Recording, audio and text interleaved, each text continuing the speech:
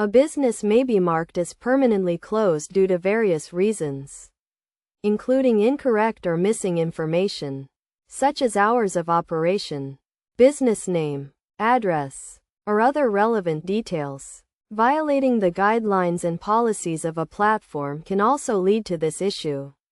Additionally, if there are multiple listings for a business, some may be marked as permanently closed to avoid confusion. To resolve this problem, it is essential to update the correct and accurate information about the business, ensuring that all relevant details are included and that the hours of operation are up to date.